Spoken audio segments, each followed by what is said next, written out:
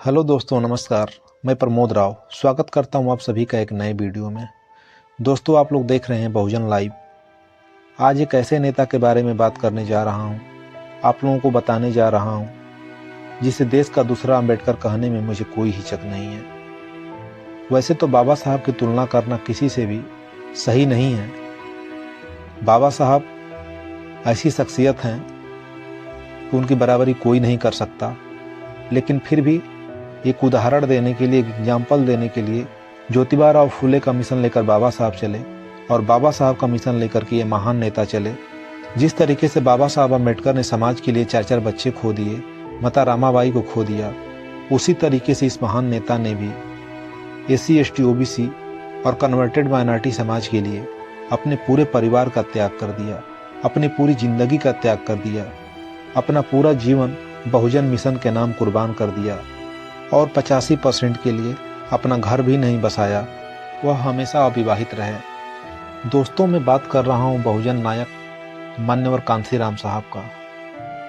आज की वीडियो में आप कांशीराम साहब के बारे में कुछ अनसुनी बातें जानेंगे जो शायद ही किसी ने आपको बताया हो। तो दोस्तों, आप वीडियो में बने रहिए।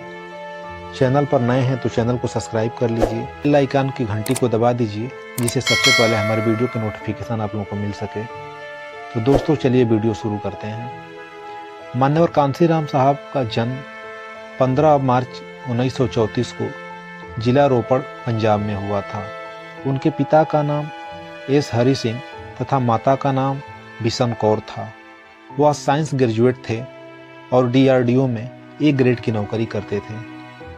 नौकरी करते समय वह बाबा साहब अम्बेडकर के बारे में कुछ भी नहीं जानते थे, लेकिन एक घटनाक्रम होता है और उनकी मुलाकात मान्य दीना भाना जी से होती है, जो 14 अप्रैल यानी बाबा साहब के जन्मदिन के दिन अवकाश चाहते थे, लेकिन उन्हें मनुवादी कर्मचारी अवकाश नहीं दे रहे थे और उल्टा उनको नौकरी से निकाल दिया।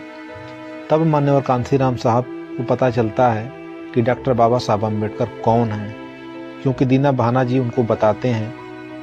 दीना भाना जी एक किताब देते हैं जो बाबा साहब अम्बेडकर की लिखी हुई किताब होती है, द एलिहंसन ऑफ कास्ट, यानी जाति भेद का उच्छेद। मान्यवर कांशीराम साहब उस किताब को पढ़ते हैं और पूरी रात पढ़ते हैं। पूरी रात में उस किताब को 7 बार पढ़ते हैं और उस किताब का उनको इतना नशा होता है, वह आकर के अपने A ग्रेड की नौकरी का त्याग कर देते हैं और अपने पूरे परिवार का त्याग करके एक साइकिल लेकर के निकल पड़ते हैं बहुजन मिशन के लिए। वही बहुजन जो 6743 जातियों में बिखरा पड़ा था, वही बहुजन जिसको पता ही नहीं था कि सत्ता क्या होता है, वही बहुजन जो जाति से ऊपर उठकर कभी कुछ सोचा ही नहीं था। और मान्यवर श्री कांशीराम साहब 6743 जातियों को, यानी बिखरे हुए बहुजन समाज को एकजुट करने के लिए हजारों साल से सत्ता से बाहर बहुजन समाज को शासक बनाने के लिए, उनका सपना पूरा करने के लिए गांव-गांव निकल पड़ते हैं। और वह उस समाज को जगाने निकलते हैं जिस समाज के पास सामाजिक चेतना नहीं होती है, राजनैतिक समझ नहीं होती है। और वह 7 वर्षों तक लगातार संघर्ष करने के बाद 1978 में बामसेफ का गठन करते हैं। OBC SC ST तथा कन्वर्टेड माइनॉरिटी समाज को एक साथ आने की अपील करते हैं, साथ ही मिशन चलाने के लिए एक निश्चित धनराशि देने की अपील करते हैं। कांशीराम साहब ने भी घर ऐसा त्यागा कि उनकी एक बहन की मृत्यु हो गई, फिर भी वह घर नहीं गए। एक बहन की शादी पड़ी, उसमें भी नहीं गए। साथ ही उनके पिता की भी मृत्यु हो जाती है और जिस समय उनके पिता की मृत्यु होती है, उस समय वह अपने गांव से मात्र 15 किलोमीटर दूरी पे कार्यक्रम कर रहे होते हैं और उनकी माँ उनको बुलाने जाती हैं कि क्या मालूम पिता की मृत्यु के बहाने ही वह घर आ जाए। माता बिशन कौर उस सभा में पहुंच जाती हैं और जा कर के बताती हैं कि काशी, क्योंकि उनकी माँ उन्हें प्यार से काशी कहती थी, तो उन्होंने कहा कि काशी, तुम्हारे पिता की मृत्यु हो गई है, और कह करके रोने लगती हैं और कहती हैं कि कम से कम अब तो चलो। लेकिन मान्यवर साहब इस बात को सुन करके वह भी रोने लगते हैं और जब वह रोने लगते हैं तो पूरा सभा और समाज के लोग रोने लगते हैं। और कांशीराम साहब वापस घर नहीं जाते हैं, कहते हैं कि माँ, मैंने घर परिवार त्याग दिया है, मुझे मतलब नहीं है, और वह वापस नहीं जाते हैं। कुछ दिनों बाद उनकी माता की भी मृत्यु हो जाती है, फिर भी वह घर वापस नहीं जाते, यानी कि वह बिल्कुल घर छोड़ चुके थे। मान्यवर कांसीराम साहब को संसद में भेजने के लिए बीपी सिंह 2 बार, देवीलाल 5 बार और राजीव गांधी 2 बार प्रयास करते हैं कि हम आपको संसद में भेजने के लिए तैयार हैं, आराम से बिना चुनाव लड़े संसद जा सकते हैं। तब मान्यवर कांसीराम साहब कहते हैं कि मैं जब भी संसद जाऊंगा आप लोगों को रगड़ते हुए जाऊंगा, क्योंकि मुझे खैरात में कुछ नहीं चाहिए, मुझे मेरा हिस्सा चाहिए, मुझे मेरा अधिकार चाहिए। और जब मैं संसद में जाऊंगा तो आपको रगड़ करके जाऊंगा कि मुझे कोई मलाल ना रहे कि मैंने भीख में कुछ पाया है। 1981 में इलाहाबाद संसदीय सीट से लोकसभा के चुनाव में वो कूद पड़ते हैं, लेकिन वहां उन्हें हार मिलती है।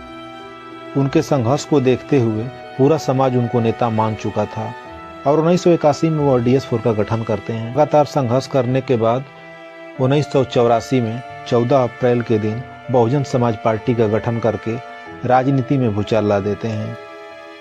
सन 1991 में इटावा सीट से वह पहली बार सांसद चुने जाते हैं और दूसरी बार 1996 में पंजाब के होशियारपुर से जीत करके संसद में पहुंचते हैं।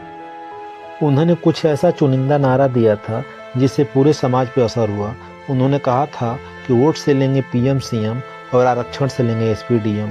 वोट हमारा, राज तुम्हारा, नहीं चलेगा नहीं चलेगा, जिसकी जितनी संख्या भारी उसकी उतनी हिस्सेदारी। उनका मानना था कि राजनीति ही सत्ता की चाबी है और उन्होंने अपने इन्हीं नारों के बदौलत, अपने संघर्ष के बदौलत बाबा साहब के सपने के लिए अपना पूरा जीवन त्याग दिया। आज जो लोग भी राजनीति कर रहे हैं, सामाजिक आंदोलन चला रहे हैं, वह मान्यवर कांसीराम साहब के कैडर की ही बदौलत हो रहा है।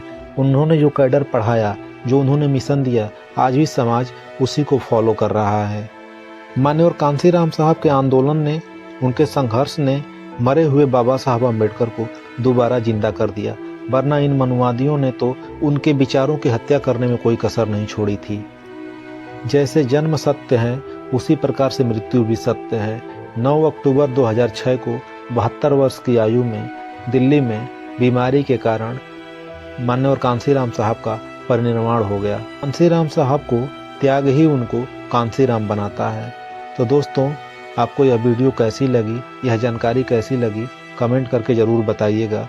चैनल पर नए हैं तो चैनल को सब्सक्राइब कर दीजिएगा, वीडियो को लाइक कर दीजिएगा। वीडियो देखने के लिए आप सभी का बहुत बहुत धन्यवाद।